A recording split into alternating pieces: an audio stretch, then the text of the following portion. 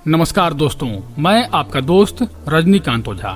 जब अभिमन्यु चक्रव्यूह के अंदर घुसते हैं और छठे द्वार को पार करके सातवें द्वार में प्रवेश करते हैं, तब उनका सामना दुशासन से होता है। दुशासन को परास्त करते ही अंगराज कर्ण अभिमन्यु के सामने आ जाते हैं और अभिमन्यु और कर्ण के बीच महाभयंकर युद्ध शुरू हो जाता है।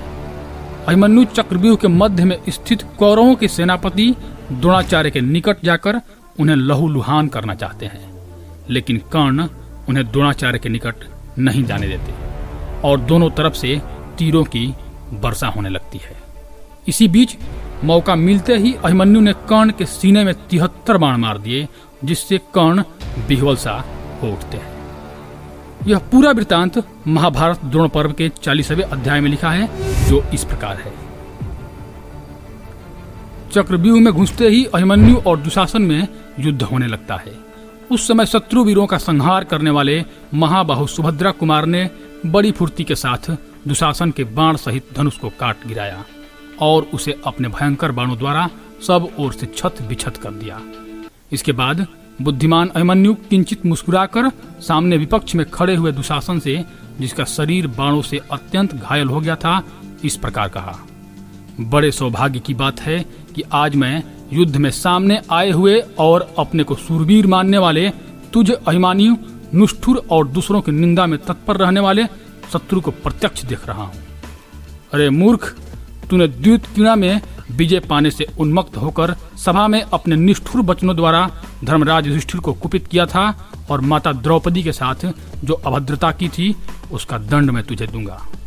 दुर्मते, तू अपने उस अधर्म का भयंकर फल प्राप्त कर। आज मैं सारी सेनाओं के देखते देखते अपने बाणों द्वारा तुझे दंड दूंगा। आज मैं युद्ध में उन महात्मा पितरों के उस क्रोध का बदला चुकाकर उरीण हो जाऊंगा। कुरुकलंक, आज रोष में भरी हुई माता पंचाली तथा पितृतुल्य ताऊ भीमसेन का अभिष्ट मनोरथ पूर्ण करके इस युद्ध में उनके ऋण से उरीण हो जाऊंगा। यदि तू युद्ध छोड़कर भाग नहीं जाएगा तो आज मेरे हाथ से जीवित नहीं छूट सकेगा।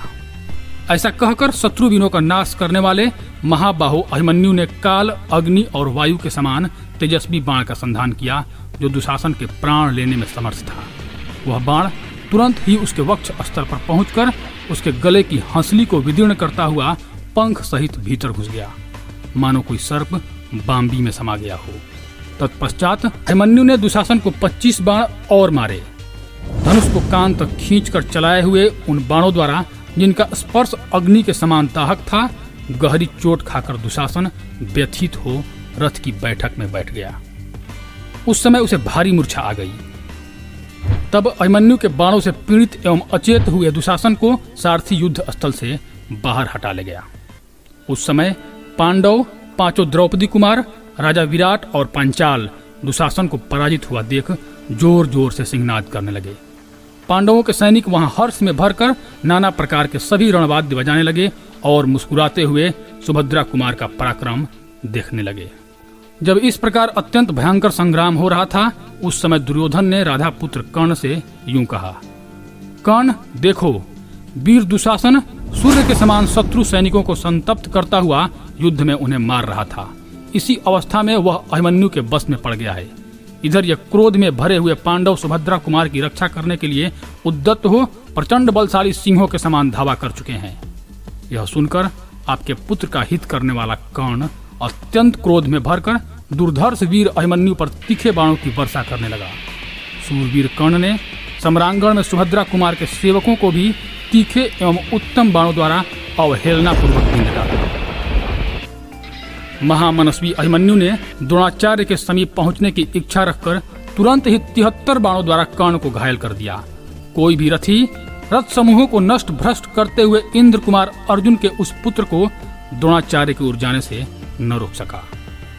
विजय पाने की इच्छा रखने वाले संपूर्ण धनुर्धरों में श्रेष्ठ परशुराम जी के शिष्य और प्रतापी वीर कर्ण ने अपने उत्तम अस्त्रों का प्रदर्शन करते हुए सैकड़ों बाणों द्वारा शत्रु दुर्जय सुभद्रा कुमार अभिमन्यु को बिंध डाला और समरांगण में उसे पीड़ा देना आरंभ किया। कर्ण के द्वारा उसकी अस्त्र वर्षा से पीड़ित होने पर भी देवतुल्य अभिमन्यु समरभूमि में शिथिल नहीं हुआ। तत्पश्चात अर्जुन कुमार ने शान पर चढ़ाकर तेज किए हुए झुकी हुई गांठ वाले तीखे भल्लों द्वारा सूरवीरों के धनुष काटकर कर्ण को सब ओर से पीड़ा दी। उसने मुस्कुराते हुए से अपने मंडलाकार धनुष से छूटे हुए विषधर सर्पों के समान भयानक बाणों द्वारा छत्र, ध्वज, सारथी और घोड़ों सहित कर्ण को शीघ्र ही घायल कर दिया। कर्ण ने भी उसके ऊपर बहुत से बाण चलाए, परंतु अर्जुन कुमार ने उन सबको बिना किसी घबराहट के सह लिया। तदनंतर 2 ही घड़ी में पराक्रमी वीर अभिमन्यु ने एक बाण मारकर कर्ण के ध्वज सहित धनुष को पृथ्वी पर काट गिराया। कर्ण को संकट में पड़ा देख उसका छोटा भाई सुदृढ़ धनुष हाथ में लेकर तुरंत ही सुभद्रा कुमार का सामना करने के लिए आ पहुंचा। उस समय कुंती के सभी पुत्र और उनके अनुगामी सैनिक जोर जोर से गरजने लगे, बाजे बजाने लगे और अभिमन्यु की भूरी भूरी प्रशंसा करने लगे। तो दोस्तों, यह था द्रोण पर्व के 40वां अध्याय का पूरा वृत्तांत। आगे का कहानी अगले वीडियो में। यदि आपको यह जानकारी अच्छी लगी हो तो कृपया हमारे चैनल को सब्सक्राइब कर दें। धन्यवाद।